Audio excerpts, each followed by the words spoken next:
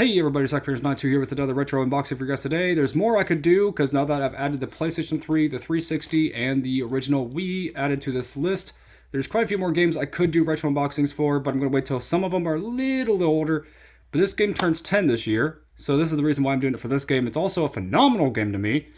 Very, very underrated, and it was the last one in its series, and it should be obvious with the background.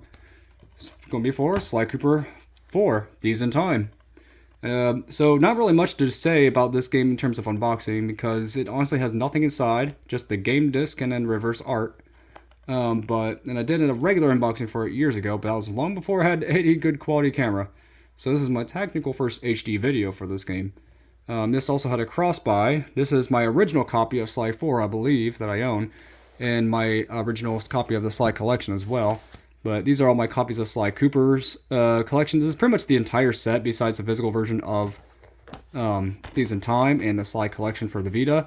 But I don't really have those anymore, which someday I may get again, just for Sly Cooper collection, to be honest, and Sly 4. Because the Vita is a pretty much kind of pointless system to have, to be honest, to me. But overall, I pretty much got this game brand new. That's why its condition looks still so clean and clear.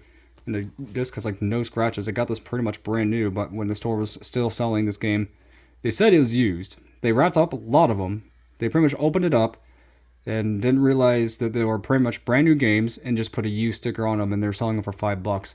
I got this game. I should have gotten two. One that kept sealed and one to play. And this one's still like no scratches. And I have beaten this game and completed it with all the abilities unlocked on the PS2 copy. I haven't beaten the PS2 copy of this game yet. And right now I'm working on this one, playing it again. I have beaten 1 and 2 before, a long time ago, but I've never beaten 3. 3 was the one game I never owned as a kid. But my brother had it, but he got rid of it while I was playing it too. While I was playing it, I was at the area in 3 where you're fighting the panda, and like on the bamboos. And that was the furthest I ever got in the game. I never got any further, and now that I own it, or I've had it for years now, and I also have it on the Sly collection, I still have yet to beat Sly 3. Right now, I'm trying to beat it on the official copy, and then eventually on there. But I have beaten these before years ago, never beaten 3, and I have beaten 4. But I'm going to play 4 again eventually soon, because I'm definitely in the mood for it. But Sly Cooper 4, Thieves in Time, in my opinion, is very underrated. Made by Sanzaru Games and not Sucker Punch, so this was the first Sly Cooper game made by Sanzaru. That's not the Sly Collection. Sly Collection was made by them, but also Sucker Punch. So that was before Sucker Punch fully, sold the rights to Sanzaru. And Thieves in Time, in my opinion, yes, has rough spots, but I'd say it's such a good game because it actually stays true to the previous games. It kept the characters like they are. The voice cast was the same. For the most part, Carmelita's changed in pretty much every game, so I can't really say that. Sorry about the lighting, it's starting to get dark a little bit. See, there's the side, the spine, and here is the back. Why is this not wanting to focus today? Sly and the gang are back in an epic new adventure, 10-year-old adventure now. This game, in my opinion, Sly Cooper's 1, 2, and 3 need a full remake like Crash Bandicoot Insane Trilogy, but done from Sanzaru. I don't trust it in any other company's hands because I don't think Sanzaru push identity politics in their games like Sucker Punch has.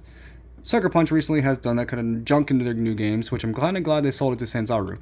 So that way they can keep the legacy of the franchise good. But there's Sly Cooper, there's Bentley, and Murray, and Carmelita for the Fox, Carmelita Fox. But made by Sanzaru, like I said multiple times. Rated E10. Really not much else to look at, but the cover looks so cool. But I do kind of like the more stylized, toon-shaded, cel-shaded, like cartoon graphics of the original games. But this still keeps the cartoon style, but with more detail in that toon style, if that makes sense. It's the same style, but they gave it more like fur details, and the cane looks slightly more, I don't know, designed a little bit cleaner. I don't know how to explain the art style. It's just more detailed of the same animation, if that makes sense. But man, this game is so much fun. We got the disc right there. We got the back, which with the versus art. There's no manual, which sadly was when they're starting to get rid of them. Still miss that. I still miss book arts, and because all the previous games, all 3 of these had the Thievius Raccoonus. All 3 of them. The collection had a manual, but it wasn't the Thievius Raccoonus. Sadly. I've done a retro unboxing for that one already, so that one's already available to watch. But the back of this does have Sly Cooper, you know, in his like stealth mode back there. Very cool, but I really am saddened they didn't actually bother to give this game a Thieves Raccoonus booklet. Kind of give like a synopsis of the games. But tell me in the comments below what you guys and girls think about this video and what do you think of Sly Cooper Thieves in Time. I personally really like it. Oh, before I go, my other minor complaints really with this game is the load times and frame drops. Besides that, it's a very, very good game. In my personal opinion, it is my second favorite Sly Cooper game.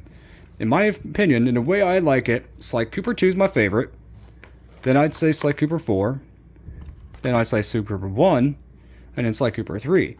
Sly Cooper 1, 2, and 1 through 4, I like all of them.